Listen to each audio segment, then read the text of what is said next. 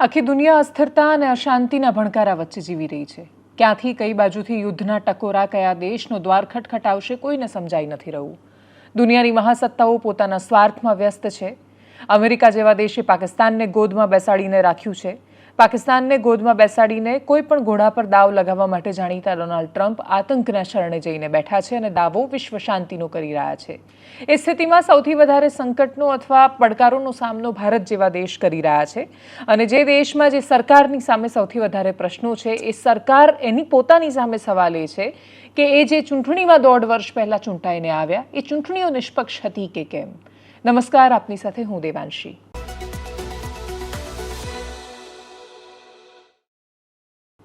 સતત 4 દિવસથી વિપક્ષના નેતા રાહુલ ગાંધી દ્વારા ઉઠાવવામાં આવી રહેલો પ્રશ્ન દેશની સંસદની બહાર બહુ જ અપવાદરૂપ કિસ્સાઓમાં યુપીએના સાંસદોના સામે આવતા હોય એ પ્રકારના દ્રશ્યો। ઇન્ડિયા અલાયન્સના સાંસદો ભેગા થયા હતા। અખિલેશ યાદવ બેરિકેડ ઓળંગી રહ્યા હતા। પ્રિયંકા ગાંધી પોલીસની વાનમાં બેઠા હતા। સાંસદો બેભાન થઈ રહ્યા હતા। અમુક અર્ધ બેભાન અવસ્થામાં બીમાર થઈ રહ્યા હતા। રાહુલ ગાંધી સહિતના નેતાઓની પોલીસ અટકાયત કરીને એમને કસ્ટડીમાં લઈ જઈ રહી હતી અને આ બધા દ્રશ્યો જ્યારે 250 જેટલા સાંસદો દેશની સંસદની બહાર રસ્તા પર કૂચ કરતા દેખાય ત્યારે સવાલો વધારે આક્રમક બની જતા હોય છે। પણ પ્રશ્નો ગમે તેટલા આક્રમક હોય, જો જવાબ એનો ન આવે તો એ પ્રશ્નો આંદોલનના સ્વરૂપમાં ફેરવાય છે અને એટલા જ માટે વોટ ચોરી પર, વોટર ચોરી પર, વોટરના લિસ્ટની ચોરી પર, વોટરની ગાલમેલ પર આંદોલન યથાવત છે। સફેદ ટી શર્ટમાં પ્રિયંકા ગાંધી સહિતના નેતાઓ પહોંચ્યા હતા। બધાની ટી શર્ટની પાછળ 124 નામનો નંબર લખેલો હતો। એમની આગળ ટી શર્ટ પર એક ચહેરો છે, એક ફોટો છે। આ ફોટો અને આ આંકડો સિમ્બોલિક છે, સાંકેતિક છે। એ પ્રશ્નો પૂછાઈ રહ્યા છે બિહારના મીતા દેવી નામના એક વોટર પર। એવું કહેવાય રહ્યું છે કે ફર્સ્ટ ટાઈમ વોટરની લિસ્ટમાં 124 વર્ષના મીતા દેવીનું નામ છે। 124 વર્ષના કોઈ જીવિત મતદારનું નામ ભારતમાં અસ્તિત્વમાં નથી, પણ ચૂંટણી પંચે, ચૂંટણી ઇલેક્શન કમિશન પર એ આરોપ લગાવ્યો છે વિપક્ષના નેતાઓએ કે 124 વર્ષના મીતા દેવીનું નામ બિહારના ફર્સ્ટ ટાઈમ વોટરની યાદીમાં છે। મતલબ કે આ ચૂંટણીઓ સિસ્ટમેટિક રીતે હાઇજેક કરવામાં આવે છે, જાણી જોઈને એની અંદર ગોલમાલ કરવામાં આવે છે। સવાલ એ છે કે ચૂંટણીઓમાં જો એટલી હદ સુધી ગોલમાલ થઈ શકતી હોત અને કરી શક્યા હોત, સરકાર જો કરી શકી હોત, તો ભારતીય જનતા પાર્ટી 240 બેઠકો પર સીમિત શું કામ થતી? એ શું કામ 400 ને પાર ન ગયા? 400 પાર જવા દો, 350 પાર કેમ ન ગયા? 300 પાર કેમ ન જઈ શક્યા? પોતાનો રેકોર્ડ અથવા ત્રીજી વાર સાતત્ય સાથે સરકારમાં આવવાનું કેમ ભારતીય જનતા પાર્ટીએ પોતાની મરજીથી જો ચૂંટણી સરસ રીતે મેનિપ્યુલેટ થાય છે તો પસંદ કેમ ન કર્યું? પણ એ બધા જ પ્રશ્નો એટલા માટે અસ્થાને થઈ જાય છે કેમ કે વિપક્ષના નેતાઓ જે સવાલ કરી રહ્યા છે એના જવાબ કોઈ બાજુથી નથી આવી રહ્યા। ખાલી એનઆઈ અને સૂત્રોને ટાંકીને ઇલેક્શન કમિશનનું કહેવું કે સોગંદનામા પર સહી કરીને આપી દો અથવા દેશની માફી માંગો એ પૂરતું નથી। રાહુલ ગાંધી જે સવાલો કરી રહ્યા છે એનો જવાબ જો પત્રકાર પરિષદના સ્વરૂપે અથવા કોઈ પણ સ્વરૂપે જો ઇલેક્શન કમિશને તથ્યોના આધાર પર નથી આપતું તો પ્રશ્નો ત્યાંના ત્યાં રહેવાના છે। કર્ણાટકમાં એક ઘરનું ઉદાહરણ આપ્યું હતું રાહુલ ગાંધીએ। એક નાના ઘરનું એડ્રેસ હતું, 80 વોટર એ એડ્રેસ પર હતા કે એક નાનું ઘર, એક બેડરૂમનું ઘર, એ એક બેડરૂમના ઘરમાં 80 મતદાતા રજીસ્ટર થયેલા છે। એ ઘર જેના પર આરોપ લાગ્યો પ્રાઇમા ફેસી જયરામ રેડ્ડી નામના ભારતીય જનતા પાર્ટીના એક નેતા અથવા કાર્યકર્તા એનું ઘર હતું। 80 વોટર ત્યાં રજીસ્ટર થયેલા છે। એ વ્યક્તિ ફોન પર કહી રહ્યો છે કે હા એ તો બધા આવે છે ને જાય છે ને પછી અમુક વાર વોટ કરવા આવે છે ને નથી આવતા। એક એડ્રેસ પર જે માત્ર એક બેડરૂમનું ઘર છે ત્યાં 80 મતદારો કેવી રીતે રજીસ્ટર હોઈ શકે?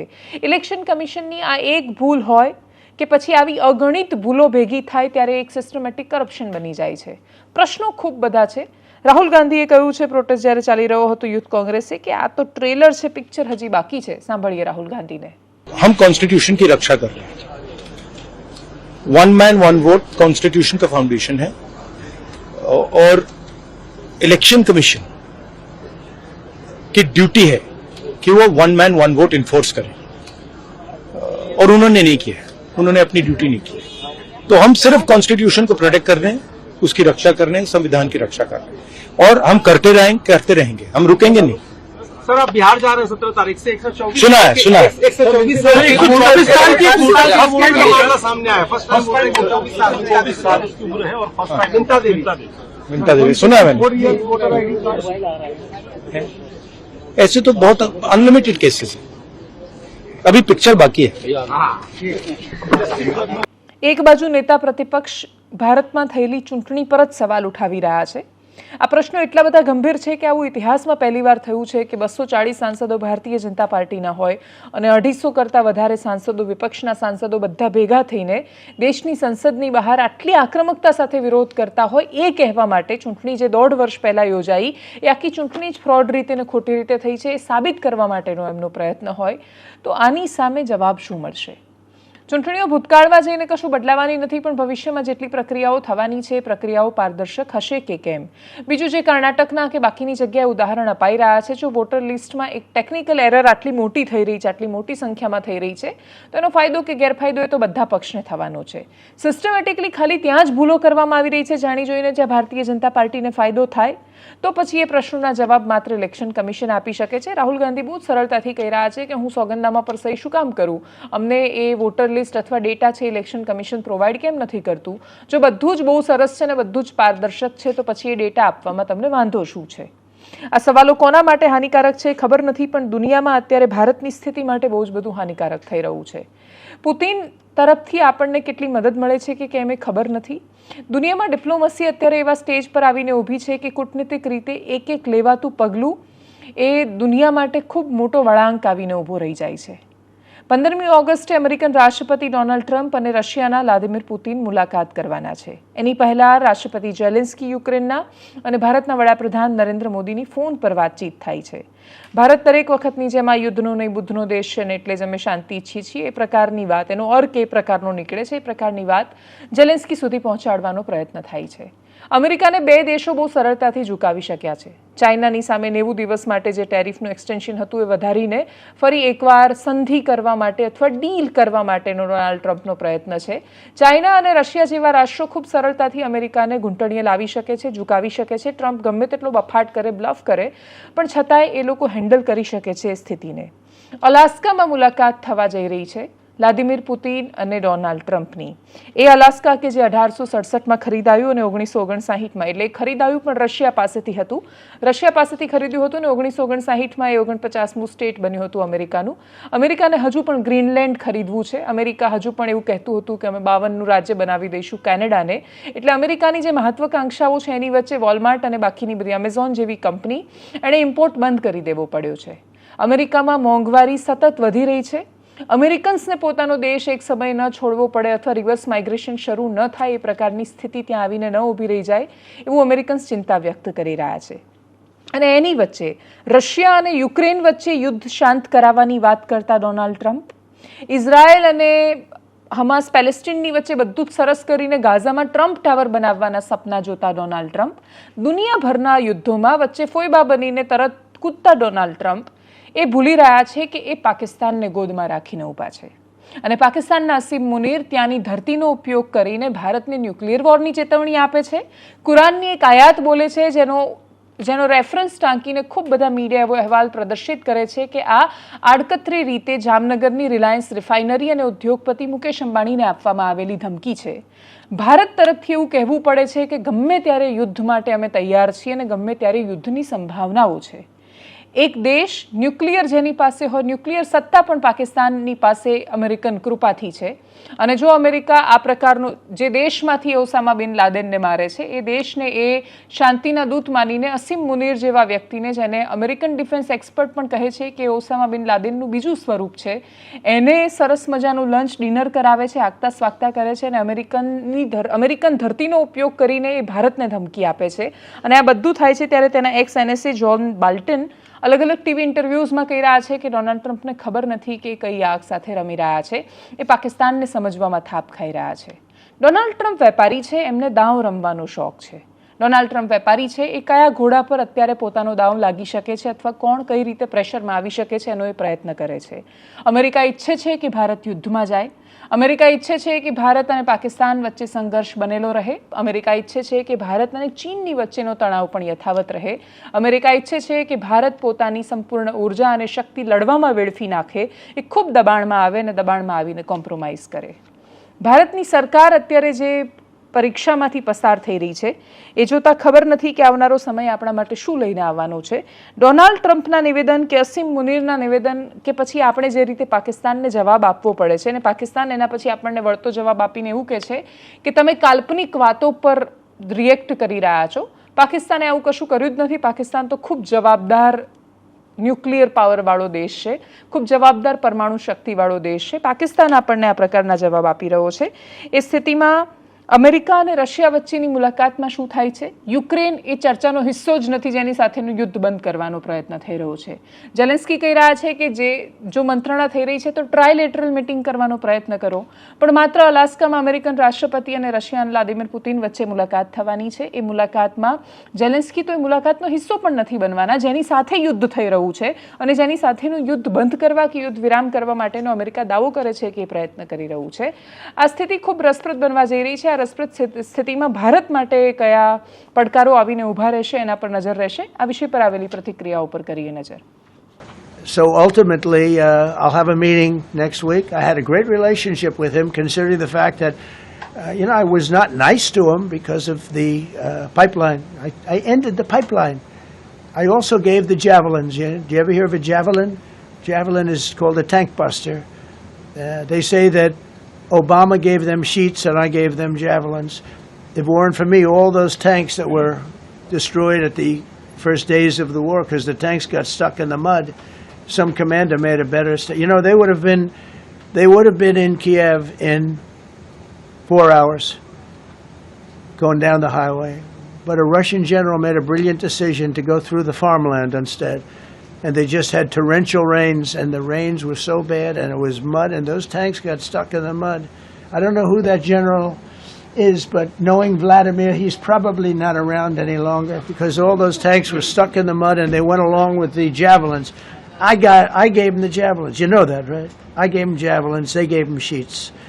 But I'm going to meet with President Putin, and we're going to see what he has in mind. And if it's a fair deal, I'll reveal it to the European Union leaders and to the NATO leaders and also to President Zelensky. I think out of respect, I'll call him first. And then I'll call them after. And I may say, lots of luck, keep fighting. Or I may say, we can make a deal. If not, I will tell you this. I've seen a poll coming out of Ukraine. 88% of the people would like to see a deal made. And if you go back 3 years, everybody was gung-ho for war. Everybody's gung-ho for war until you have it. It's an amazing thing. I had it with a couple of countries where I couldn't get a deal done with one particular country. And I just couldn't. The guy's great. He's a friend of mine. Great. Good leader. Tough as hell. I couldn't get the deal done. And then he went into war for a short period of time. You know where I'm talking about. First term. And it was nasty. Guys being killed all over the place. And he went through 1 week of war, and I was able to get the deal done. He said, "This is nasty." અને દુનિયા જ્યારે આ મોરચે બધી લડાઈઓ લડી રહી છે, ભારતમાં એક અલગ, દેશમાં એક અલગ મુદ્દો ચાલી રહ્યો છે, દુનિયામાં અલગ અલગ મુદ્દાઓ ચાલી રહ્યા છે, ત્યારે ગુજરાતમાં શું ચાલે છે? તો ગુજરાતમાં સમાજો પોતાનું વર્ચસ્વ સ્થાપિત કરવાનો પ્રયત્ન કરી રહ્યા છે. ગુજરાતમાં સમાજો સ્થાપિત કરવા માંગે છે કે આપણે ગમે તેમ કરીને આપણે એ સ્થાપિત કરવું પડશે કે આપણી એકતા છે, નહીં તો બાજુવાળો મને ખાઈ જશે. એકબીજાની સાથેની જાતિનો પણ વિશ્વાસ નથી. એવા સમયમાં આપણે દેશની એકતાની વાત કરી રહ્યા છે. શરૂઆત આપણે વિશ્વ ઉમિયાધામના આરપી પટેલના નિવેદનથી કરીએ. એમણે કહ્યું કે ભાઈ આજે ટ્રેન્ડ શરૂ થયો છે કે વન ચાઇલ્ડ કે નો ચાઇલ્ડ, ભ્રૂણ હત્યા જેવા દૂષણોની એમણે વાત કરી અથવા નો ચાઇલ્ડની વાત કરી ત્યાં સુધી બરાબર હતું, પણ પછી એમણે કહ્યું કે ઓછામાં ઓછા 3 થી 4 બાળકો તો હોવા જ જોઈએ. હવે પબ્લિકમાં જે માહિતી અવેલેબલ છે, જે ઉપલબ્ધ છે, એ પ્રમાણે આરપી પટેલને પોતાને 2 સંતાન છે, પણ છતાંય એમનું એવું માનવું છે દ્રઢપણે કે 4 બાળકો હોવા જોઈએ. ખૂબ બધી મહિલાઓની પ્રતિક્રિયા પણ અલગ અલગ માધ્યમો પર જોઈએ. એમણે પણ કહ્યું કે 4 બાળકો હોવા જોઈએ, પણ બધા એવું ઈચ્છે છે કે બાજુના ઘરે હોવા જોઈએ, કેમ કે બધાને ખબર છે કે આજના સમયમાં મિડલ ક્લાસ માણસને 4 બાળકો તો પરવડે એમ પણ નથી ને દેશને પરવડે એમ નથી. 150 કરોડના દેશમાં જ્યારે માણસો 4 બાળકો પેદા કરવાની વાત કરવા માંડે ત્યારે સમજવાનું કે આપણે કૌરવ બનવાના પ્રયત્નમાં છીએ. પાંડવો 5 હતા અને તોય એમણે લડી લીધું હતું કેમ કે એમના મૂળિયા મજબૂત હતા. જ્યારે દેશમાં કૌરવો પેદા કરવાની સ્પર્ધા થવા માંડે ત્યારે સમજવાનું કે આપણે ગતિ તો કરી રહ્યા છીએ પણ એ પ્રગતિ નથી, અધોગતિ થઈ રહી છે. સાંભળીએ આરપી પટેલને. ભ્રૂણ હત્યાનું દૂષણ આપણા સમાજની અંદર ઘણું મોટું ચાલ્યું. ધીમે ધીમે જાગૃત આવી તો ભ્રૂણ હત્યા બંધ થઈ. તો એક નવો જે ટ્રેન્ડ જે ચાલુ થયો છે, વન ચાઇલ્ડ નો ટ્રેન્ડ ચાલુ થયો છે. One child. અને ઘણાવડી પરિવારો તો જેટલા સોફેસ્ટિક બન્યા છે એની અંદર હવે નો ચાઇલ્ડ નો ટ્રેન્ડ ચાલુ થયેલો છે. નો ચાઇલ્ડ ક્યાં જઈશું ને ક્યાં અટકીશું ને એ ખબર નથી પડતી.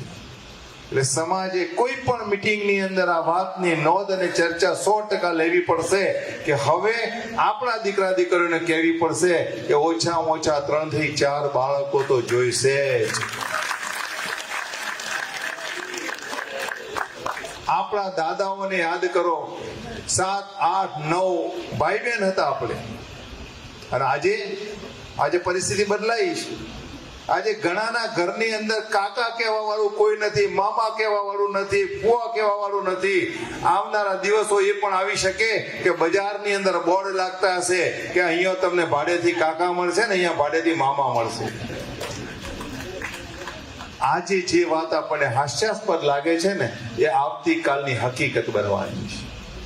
બાળકો કેટલા પેદા કરવા એ તો મને એવું લાગે છે સમાજનો વિષય નહીં હોવો જોઈએ. ખૂબ વ્યક્તિગત વિષય હોય છે, પણ છતાંય એ સમાજનો મુદ્દો જ્યારે બની જાય ને પબ્લિકમાં જાહેરમાં ચર્ચાનો વિષય બની જાય, જે સ્ત્રીઓ સામે આવીને એવું કહે છે 4 બાળકોને જન્મ આપીને એનું પોષણ કરવા માટે સક્ષમ છે કે કેમ, એક પેદા કરીને સતત રીલ્સમાં ને વાર્તા નથી કહી શકતી મમ્મીઓ કેવા બાળકો પેદા કરવાની છે, પપ્પાઓ કયા બાળકો અને સમાજને શું આપવાના છે.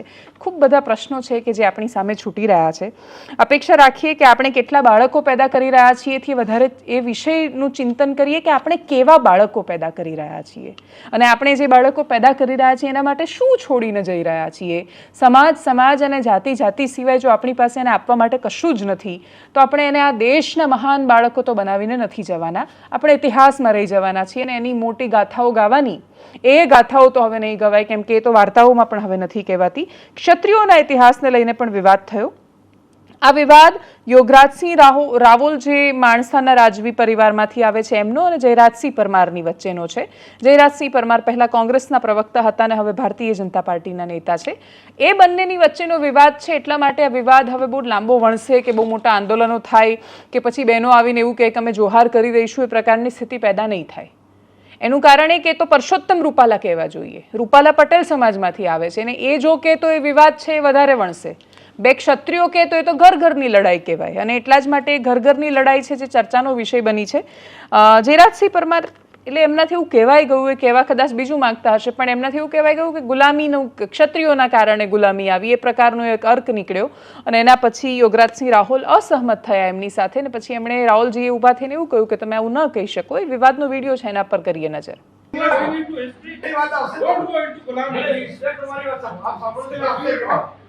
ના વાત મારી વાત તો સાંભળો ધીરે રાખો. અરે મારી વાત તો સાંભળો બાપુ સાહેબ. અરે એ તો બોલતા હું, આપણે ઇતિહાસમાં બોલીએ છીએ.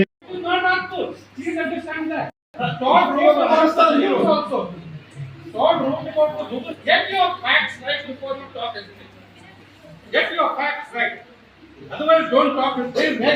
पहला क्या चाहते हो ये बताओ. What I'm trying to tell you is talk about the editing, but don't teach them false history. You are teaching them false history. मैं बताऊं. आप सुनो 10 मिनट सुनो. That's right. अब आपको 10 मिनट सुनो. मैं बोलता हूँ. ये ब्रह्म क्षत्रिय नहीं समझो. ब्रह्म क्षत्रिय वैश्य અને શૂદ્ર. જે વાત કરવાનું મુજે બ્રહ્મ ક્ષત્રિય વૈશ્ય શૂદ્રની વાત કરું. 5 મિનિટ સાંભળજો તો આવી જશે. થોડી બાપુ આપણે વિરોધી છે 5 મિનિટ સાંભળો. અરે મારી વાત સાંભળો. You don't know what the state. એક minute. Don't know what the state. Don't talk about the state.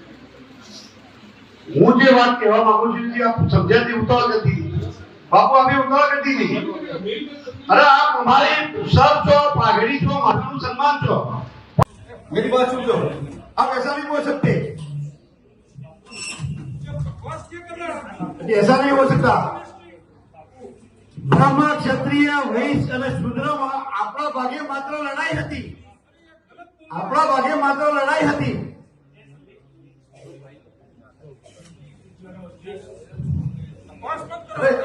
સમાજનો બધો જ વટ રહેવો જોઈએ. ભાવનગરમાં રબારી સમાજ મેદાને આવ્યો છે. કોઈ સમાજો ગુજરાતમાં બાકી ન રહેવા જોઈએ.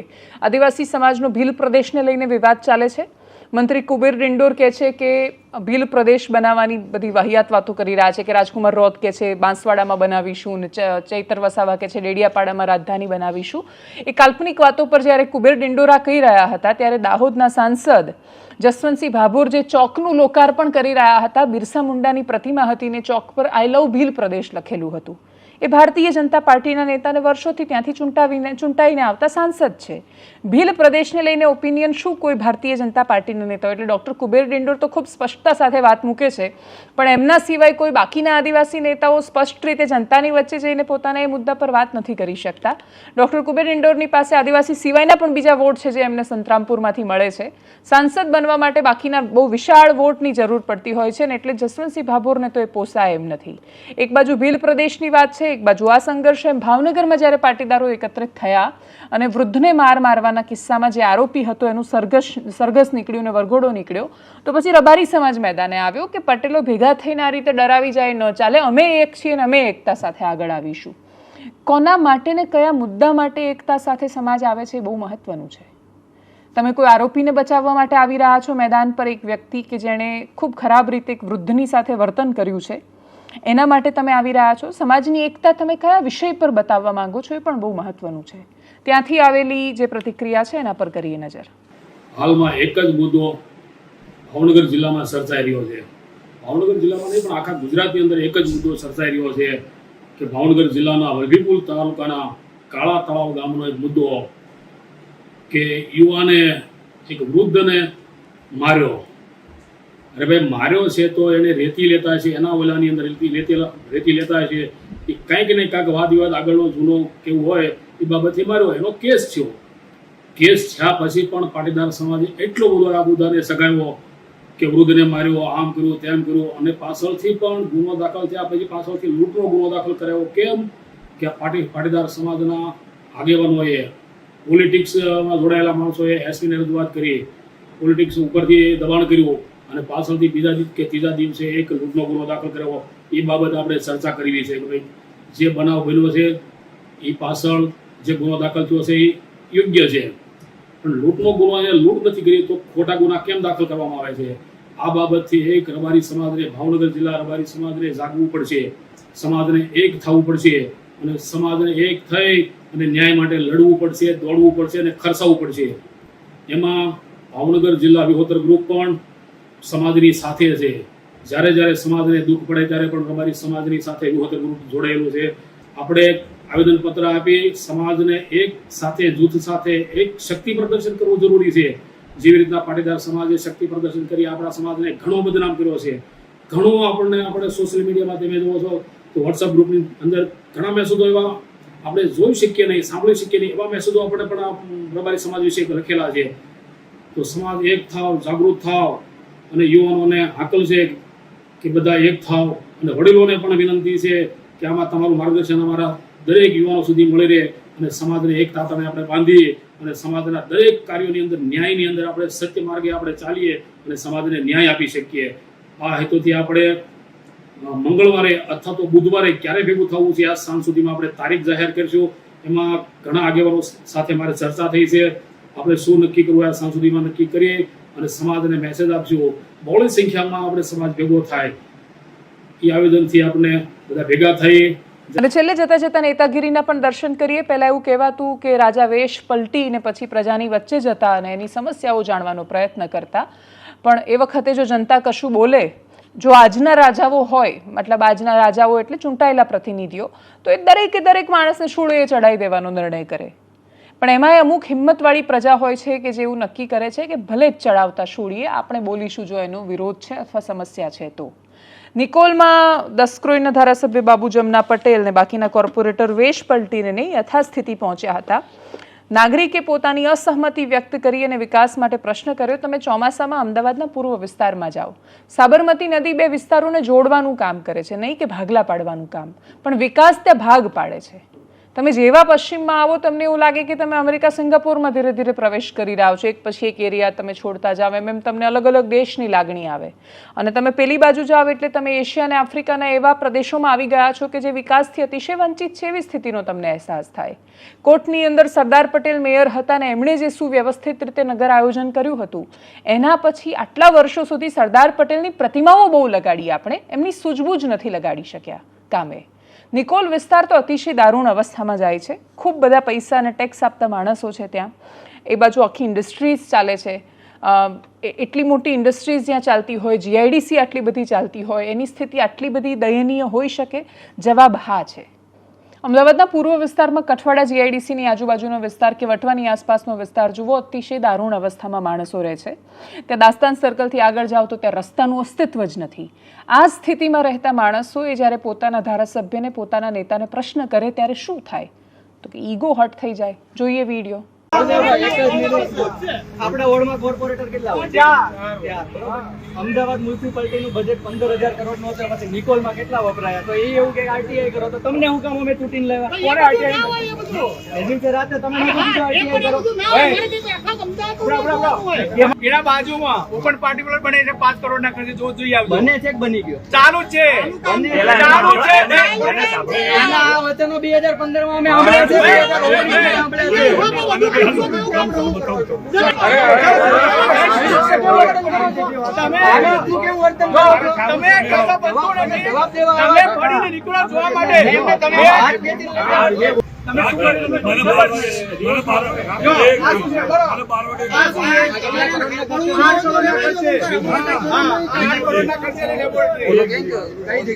અર્બન સેન્ટર બાજુ ખબર પડે. આ નહીં ઓપનિંગ બાકી છે, લોકાર્પણ બાકી છે. માહિતી પૂરી છે. કોર્પોરેટરને સવાલ પૂછું, તમને નથી પૂછ્યું. એ લોકોને આપણા સવાલ જ નથી સાંભળવા. આ વસ્તુ એ છે કે તમે જવાબ દેવા આવ્યા છો, સવાલ સાંભળવા નહીં. હું તમને કરાવું. બરાબર, કોઈ બોલતા નહીં વચ્ચે. એના બાજુમાં ઓપન પાર્ટિક્યુલર બને છે 5 કરોડના ખર્ચે જોઈએ આવજો. બને છે કે બની ગયો? ચાલુ જ છે. ચાલુ જ છે. એના આ વચનો 2015 માં અમે સાંભળ્યા છે, 2015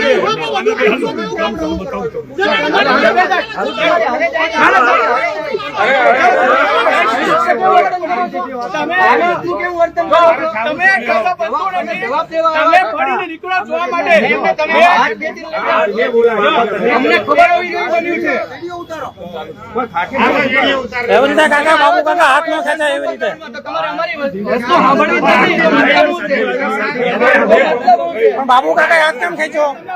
બાબુ કાકા હાથ કેમ ખેંચો? હાથ કેમ ખેંચો વડે કાકા? આ વાસ્તવિકતા છે. નિકોલ વોર્ડની પબ્લિક વાતો ચાલુ છે, કરો તમ તારે.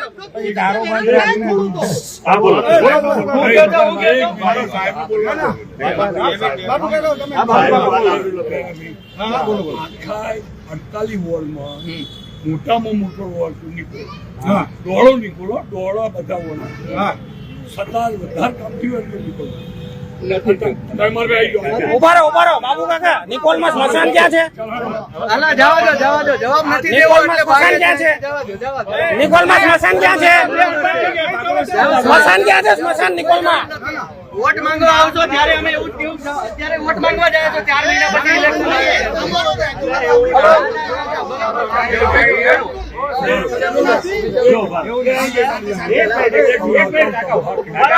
શાંતિથી વાત કરો.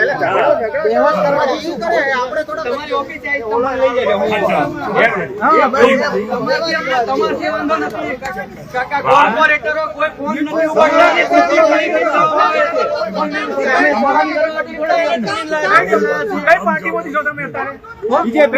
અત્યારે હું આ એરિયાનો નાગરિક છું. અત્યારે હું આ ફ્લેટમાં રહું છું. અમે કોઈ પાર્ટી નથી. પાર્ટીનો માણસ એટલે વાત નહીં કરવાની.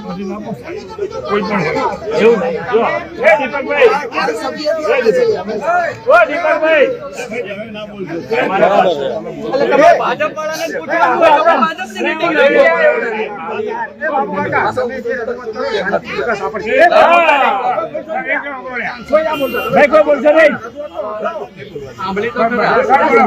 તમારે ભાઈ એવું કે કઈ પાર્ટી તમે શું કરો છો ક્યાં? તમે શું કરો? બધી જગ્યાએ બનાવીને મતલબ નહીં યાર.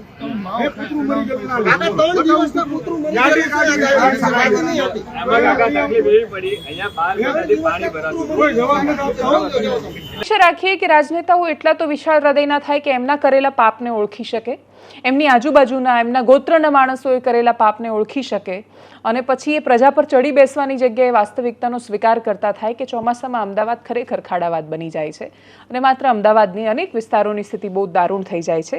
આ સ્થિતિને સ્વીકારતા અને સમજતા થાય એવી અપેક્ષા રહેવાની છે. એનાલિસિસમાં અત્યારે બસ આટલું જ. જો આપ અમને યુટ્યુબ પર જોઈ રહ્યા છો તો સબસ્ક્રાઇબ કરો, ફેસબુક પર જોઈ રહ્યા છો તો ફોલો કરો, વિડીયોને શેર કરો. નમસ્કાર.